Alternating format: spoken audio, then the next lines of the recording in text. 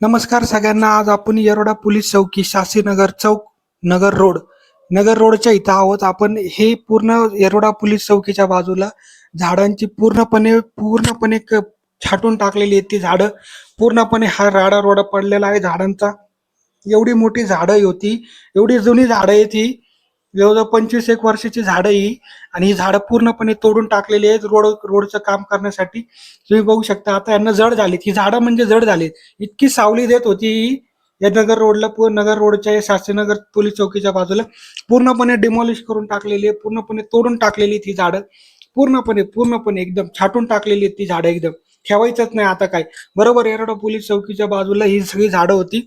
इथं पूर्णपणे तोडण्यात आलेली आहेत. काही ठेवलेले नाही त्या झाडांचं. नुसतं खोड, ते छोटंसं ठेवून टाकलेले ते.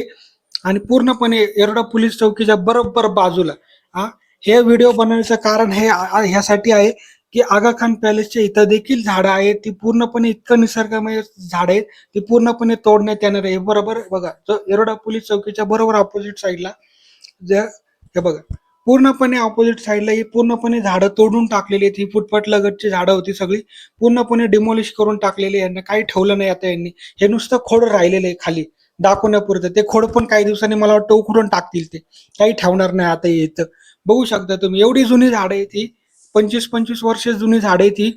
हा, मला तर वाटतं जास्तच असेल, 25 पण नाही जास्त. हा कल्याण नगर ह्या पूर्ण एरिया जंगल एरिया होता. हा, ज्यांना जेवढं ठेवायचं त्यांनी ठेवलेलं आहे. आणि आता उर्वरित सगळं उडून टाकायचं.